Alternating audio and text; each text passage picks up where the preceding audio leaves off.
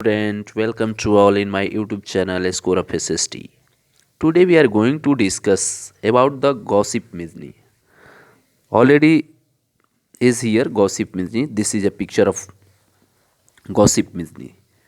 Who was Gossip Mizny? Gossip Mizny था कौन? सबसे पहले उसके बारे में जानकारी लेंगे हम लोग कि गॉसिप मिजनी था कौन। तो आप देख सकते हैं कि गॉसिप मिजनी और it is a very important for the exam purpose से ये बहुत इंपॉर्टेंट है। शॉर्ट नोट्स में आता है तो इसको बहुत आराम से और ध्यान से सुनने की ज़रूरत है।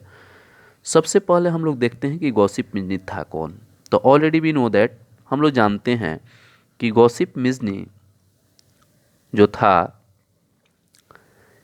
It he was Italian revolutionaries.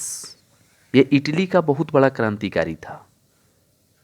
ठीक है, he was a Italian revolutionaries. Second things, he was a born in a Genova.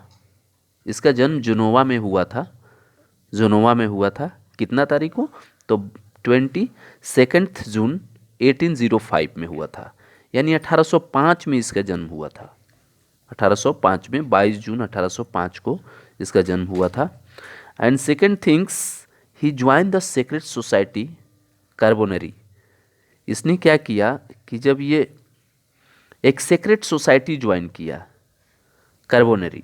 अब रही बात कि कार्बोनरी होता क्या है, तो देखा जाता है कि इटली में 1800 से 1831 के बीच में एक सक्रिय एक्टिव क्रांतिकारी समूहों के अनौपचारिक नेटवर्क था। यानी कहने का मतलब मेरा ये है कि already we can tell about this कि it was informal network of the secret revolutionary society active in Italy from about 1800 to 1831 तक। कार्बोनरी एक समूह था, सक्रिय गुप्त क्रांतिकारी का समूह था। ठीक है, अनौपचारिक नेटवर्क था, उसी का ये सदस्य बन गया, उसमें शामिल हो गया, ज्वाइन कर लिया, सेक्रेट सोसाइटी कार्बोनरी ज्वाइन कर लिया।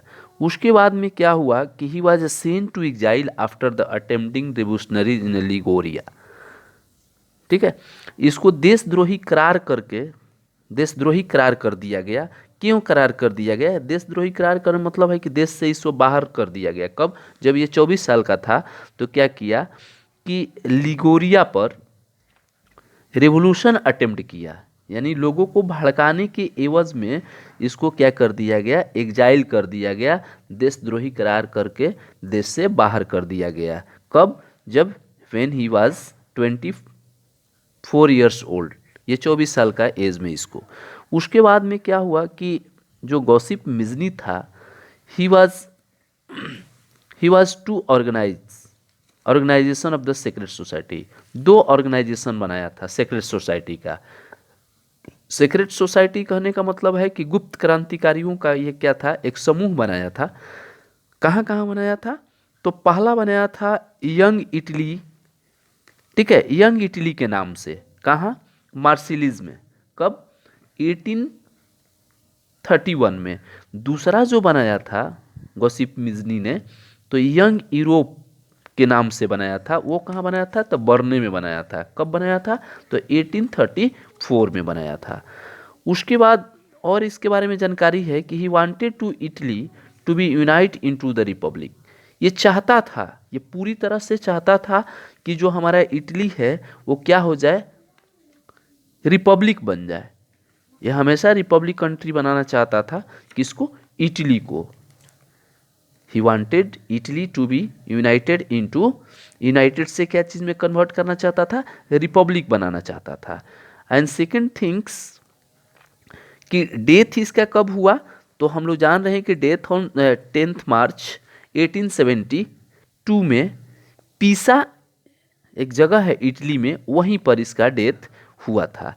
और सबसे इम्पोर्टेंट चीज़ इसमें बोला, जो ड्यूक मेटरनिच था, डिस्क्राइब किया था, मैजनी के बारे में बताया था। क्या बताया था? बोला था ड्यूक मेटरनिच ने, ऑस्ट्रिया का चांसलर था ये। तो इसने बोला था कि the most dangerous enemy of the social order, ठीक है, ये बोल रहा है कि जो ड्यूक मेटरनिच था उसने बताया कि अगर सोशल ऑर्डर की बात किया जाए, यानी सबसे मोस्ट डेंजरस एनिमीज की बात किया जाए, तो वो है मिजनी।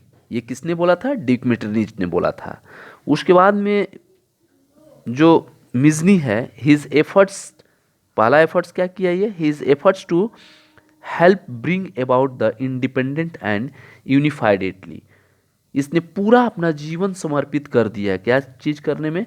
इटली को इंडिपेंडेंट करने में और यूनिफाइड करने में पूरा एफर्ट्स झोंक दिया, ठीक है। उसके बाद में मिजनी, उतना ही नहीं, मिजनी ने और कुछ किया। क्या किया? Mazzini help the define the modern Europe, पूरा एफर्ट्स लगा दिया, हेल्प भी किया, मदद किया क्या करने में? इटली को मॉडर्न यूरोपियन मूवमेंट में, ये पॉपुलर किसके लिए? फॉर द पॉपुलर डेमोक्रेसी के लिए पूरा मूवमेंट तैयार किया, और इन रिपब्लिक स्टेट के रूप में, रिपब्लिकन स्टेट के रूप में। उसके बाद में हम कह सकते हैं, इसके बारे में अगर बात करें और डिटेल में, तो हम कह सकते हैं कि his father was a doctor and mother was एक धार्मिक संस्कार वाली महिला थी, और गॉसिप मिजनी को इटली का राष्ट्रीय आंदोलन का मसीहा भी कहा जाता है। वह बचपन से ही क्रांति से संबंधित साहित्य पढ़ता रहता था, और जिसकी प्रेरणा से उसे अपने पिता से मिलती थी, जिसकी प्रेरणा उसके अपने पिता से मिलती थी। इस कारण उसके मन में बचपन से ही क्रांतिकारी विचारों ने अपनापन शुरू कर दिया था, ठीक है।